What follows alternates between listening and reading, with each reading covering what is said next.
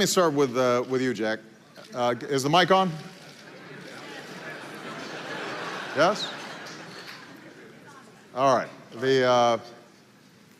Jack, I know you've been passionate about the need to... Something's going on here. Huh? Is it working? Okay. I know you've been passionate about the need to fight climate change. I want to get a sense from you of why you think it's so important. I also want to get a sense of why you think it's so important that business has a role in this process. And I know that in addition to the work that you've been doing with nonprofits, recently you've also been in conversations with Bill Gates about the potential of really turbocharging investment in research and development around clean energy. And we may be able to make some announcements about sort of this mission innovation in Paris. Give me a sense of how it looks to you from the vantage point of one of the most successful and largest e-commerce organizations in history. Thank you, President. Well, it's not the passion, it's the concern and worry. When I was 12 years old, I went to swim in a lake. And I was almost dying in that lake because the water was too deep, much deeper than I thought. But 5 years ago, I went that lake again. The total lake was dry. A lot of people have a disease. And the second concern, I have young colleagues died of cancer. 20 years ago, very few people have heard about the cancer, the word. But now, most of the families, my friends, they have people have cancers. So if we've been working so hard, if we work so hard and put all the money in the hospital, buy medicine, it will be a disaster. Why we should working? So if without a healthy environment of this earth, no matter how much money you make, no matter how wonderful you are, you have a bad disaster. So it's the concern we have. So we started 6 years ago, put 0.3% of the money of the total Alibaba revenue on encouraging, enable all the young people to find creative ways to solve the problem. And I think the money is always not enough, but the money we use try to wake up people's consciousness. Should know that the climate change problem. They should agree that the water is a problem, the food is a problem. So that is what we think. And after we're doing that, we think, because what Alibaba believe is, where is the opportunity? The opportunity always lies the place where people worry. If you solve the worry problem, that's the greatest opportunity you have. So after 5 years, we found this is a huge chance. So as you said 2 weeks ago, Bill Gates called me about inviting me, join the force together, investing in the clean technology. I think it's a fantastic idea, and I think it took me and the company believe this is something that we can do the contribution. As I say, we are not a big company. Compared to 15 years ago, we are big. But compared to 15 years later, we are small. But if we do not care about this earth, we do not care about the water, food, the environment, I think nobody can survive, whether you're big or small. So this is the concern. This is the worry I have. Excellent. Now you mentioned the need for continuous innovation in this area, and that's why we have Aisha here. And Jack remembers when he was starting a company. Aisha's sort of at that early stage, but as an engineer by training, you had an idea that could both do well and do good. So tell us a little bit about what your idea was. Tell us about salt, and what lessons have you learned as a young entrepreneur in terms of making an impact? Okay, so first of all, let me take this opportunity to express my deepest appreciation for allowing me to sit with you, Mr. President, Mr. Ma, to share our advocacy and mission with SALT, and of course tackle on a more serious matter like climate change. It's really, truly an honor. So my brother and I founded SALT, so it's Sustainable Alternative Lighting. And our main advocacy is we wanted to address the light inequality gap, first in the Philippines, by focusing on the people at the bottom of the pyramid, because it comprises of about 15 to 20% of the country's population. Now, most of these families live on island, island communities, and they are not connected to power grids. So they mainly use kerosene and fuel-based lamps as the main source of lighting. And we know the danger that kerosene lamps poses. It can cause fire accidents, it emits black carbon. So that's the main reason why what we want is we wanted to provide these people a lighting option that is more cost-effective, more safe, more sustainable and environmentally friendly by a way of a lantern that uses saline solution or ocean water as a a catalyst to generate electricity. In turn, it will be able to power up LED and, of course, power up a USB port where you can also charge low-power mobile devices like your phones. Very essential during emergencies, especially disaster scenarios. So that's how we're trying to, of course, contribute in terms of the climate change. We are starting with the lamp.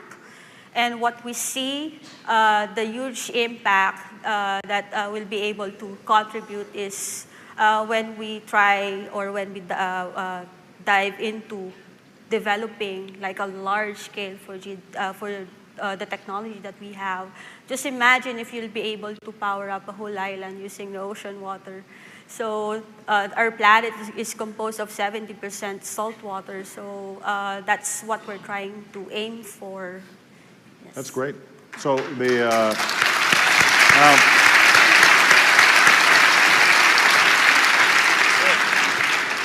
just to be clear, Aisha, so with some salt water, the device that you've set up can provide, am I right, about 8 hours of Yes, lighting? 8 hours of lighting. And all you need to do is you just have to replenish the saltwater solution, and then you'll have another 8 hours of And the lamp operating that is time. $20, roughly? Around $20. Around $20, and it will last you for?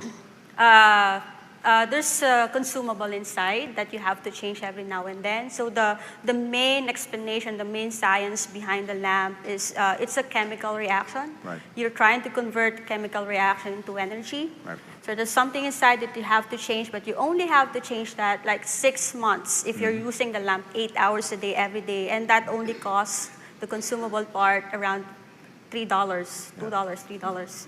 So you're just going to sustain the lamp. You just have to spend like $6 annually, and that's, Which means that you potentially save even within a certain amount of time. You're already saving enough on kerosene to have paid for the lamp, and then from that point forward, basically, you're getting a modest amount, but important amount of electricity Yes. that you can use for a wide variety of purposes. yes.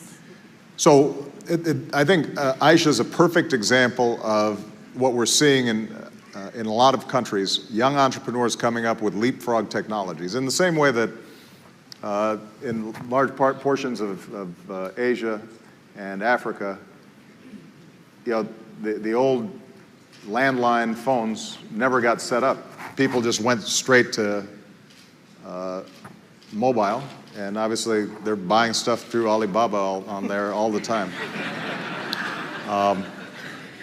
But the point is that they did not have to make some of the massive infrastructure investments. This is part of the reason why the old idea of development and environmental sustainability, I think, is outdated. It does raise the issue, though, of how we can do more to support young entrepreneurs like Aisha. And Jack, you have the benefit of having been on both sides of the equation. Early entrepreneur, scratching and clawing to get things done, and then now obviously a very successful businessman. How can both government and larger companies be assisting in creating the kind of climate for innovation that encourages young entrepreneurs like Aisha? Yeah, government is simple, just reduce the tax or no tax for these guys. There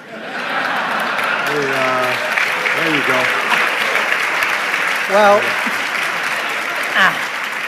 You got a lot of cheers from your fellow CEOs.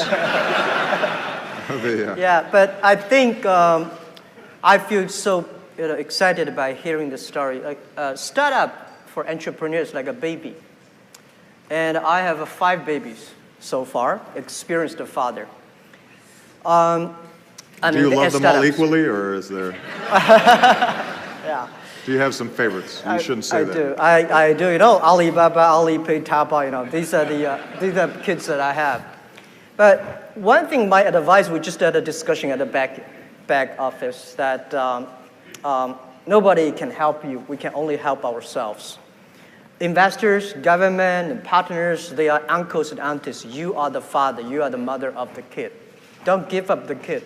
Because when we start up talking about our kid, our passion, it all sounds crazy. But you are the guy, take care of the kids. But what we do is that we are a platform. Our job is to enable.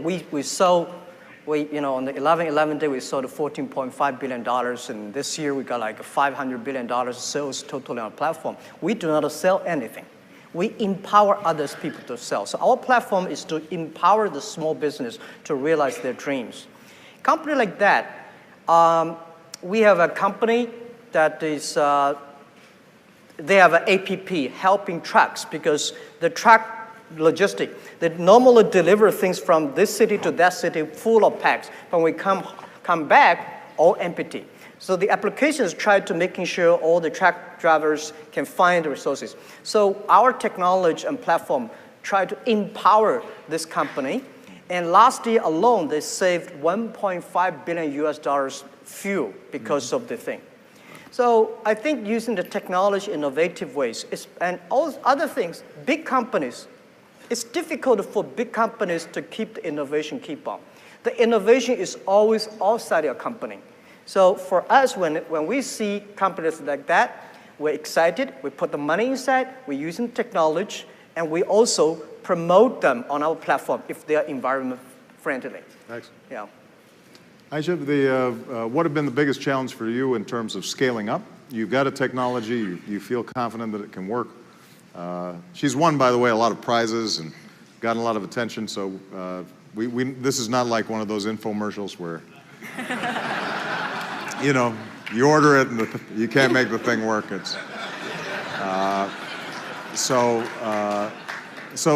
But what have been the biggest challenges, and how could both the public sector and the private sector be more helpful in terms of encouraging young entrepreneurs like you? Well, based on our experience, I guess what we need here is like a support system, because we have the passion. So if you don't mind me telling the backstory of how we started, the main inspiration of coming up with the application, a lighting application, was when I did a personal immersion up in the mountains of Kalinga. So there I learned of a story that because of scarcity of public transportation, people had to travel down the mountain and walk 6 hours just to get kerosene for their lamps. And they do that every other day. So we have the passion. So what we need is like a support system, both from the private sector and the government, to like mentor us, guide us how we can scale up the product or the project. And yes, we also need a lot of support in terms of funding. So that's where that's our main challenge right now. We're on a critical phase. We're trying to mass produce the lamp. So we're just looking for someone to fund us to get the project moving.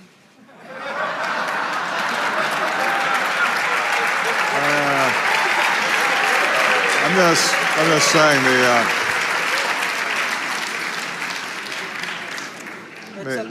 serving as a matchmaker here a little bit. But a couple of things, and I know we're running out of time, but I just want to comment on. First of all, I do think that there's a role to play for government in providing tax incentives for the production of clean energy. What's been interesting, if you look at solar, for example, heavy subsidies on the front end, but because of the trend lines in reducing the costs per BTU coming out over the last several years, it's exceeded many of our expectations. and increasingly the subsidies become less and less necessary. So early phase, Yep. you may need some support. Over time, less support. A second area, Jack, where I do think that the government has an important role to play, and I think you wouldn't disagree with this, is on basic research and development. Yep.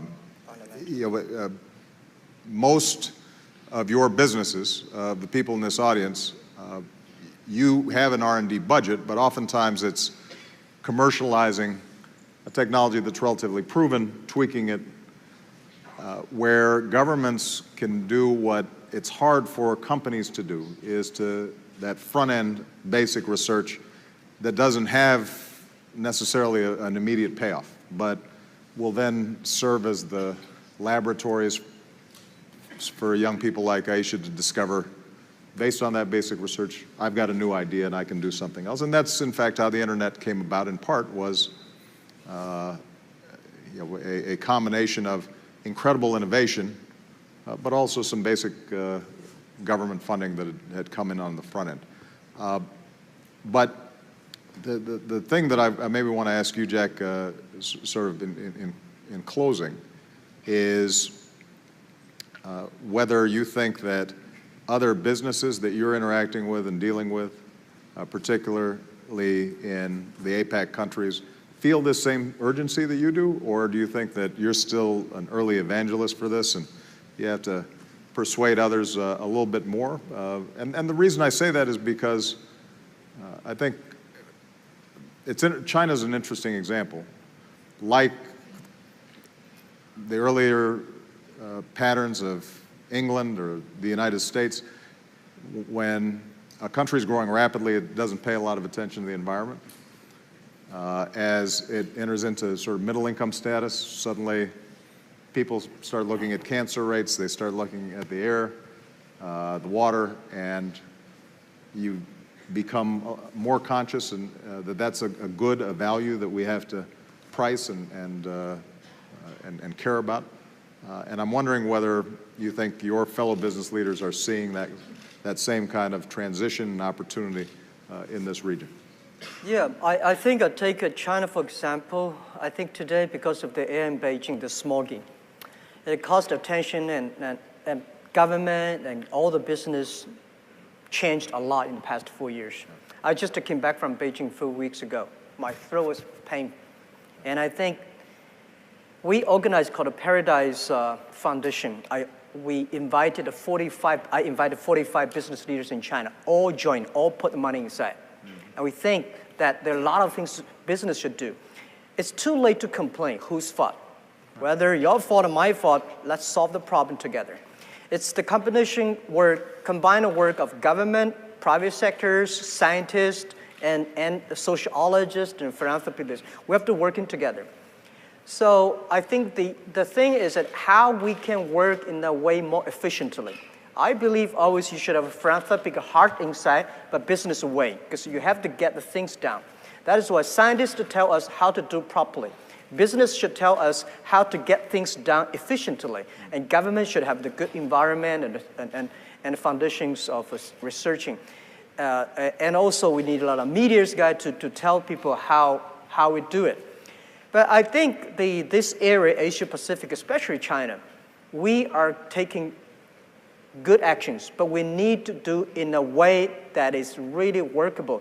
I bought a big piece of land in Brandon, Adirondack in the States, the forest. The reason I bought it is not for buying the forest. The reason I bought it is by the experience of how America solved the problem in the last century, 30s. How they solved the problem there. We'll bring the technology, bring the know-how back to China, back to this part of the world. I think it's the opportunity. Good. And it's too late to worry. We have to make action, join together. This is what we believe. Excellent, excellent. And Aisha, the closing comments. I mean, obviously, you're about to scale up, and we're confident that you'll be successful. But one of the most important things that you've said, in my mind at least, is that this starts from the bottom up. That whether it's in the Philippines or in Tanzania or anywhere in the world, that people who are trying to improve their lives, that they can't be asked to just stay poor in order to solve this problem. They need electricity, they want transportation, they want the same things that exist in developing nations. But what that means is that if we're working at that grassroots level, seeing what folks need and figuring out in an efficient way how to deliver improved quality of life while being environmentally sustainable, that's an enormous opportunity. But it starts at looking at the aspirations and hopes of ordinary people. Is that a fair thing to say? Yes, it's mainly a collaborative effort. You should not just rely on the government. Of course, you should also do your part, both as a citizen of the nation to help your people. So like what we're doing, I'm focusing on what I'm good at, which is, of course, R&D, research and development. And we just entered, with the help of local incubation program here in the Philippines, we were able to partner with a local manufacturing company who's trying to help us assemble the lamp. And we're also in talks. We are getting so many support from organizations and foundations to distribute the lamps across the Philippines. So with all those, it's a collaborative effort. So you have to, of course, be open with regards to partnering and helping out people, especially in our case, people that don't have access to electricity. Electricity is a basic need, and light is a basic need, and we should be addressing that. And before I get to my closing remark, I would like to focus on climate change, coming from an academic background. So I just wanted to emphasize that climate change is real. So it's a fact. It's not a myth that scientists created in order to get funding or grants.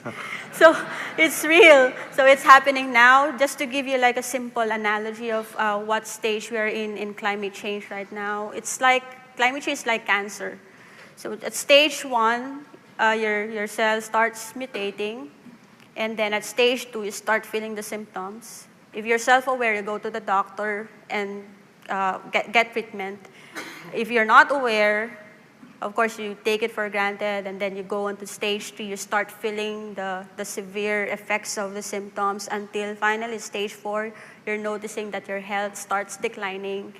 You get the best oncologists, pay the best hospital, but it's not working because everything is too late.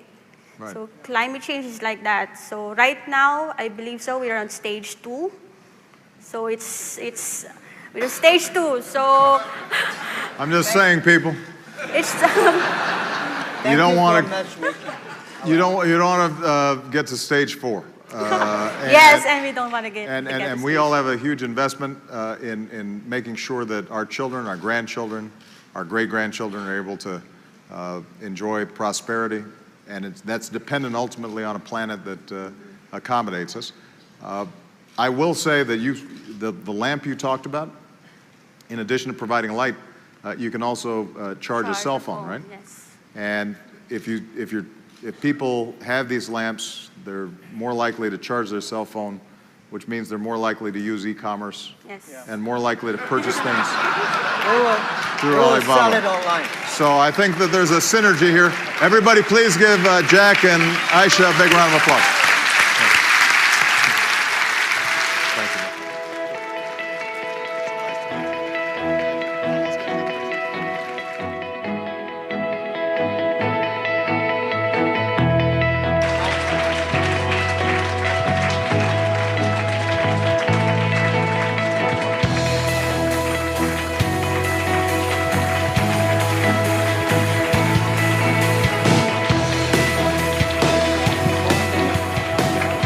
That concludes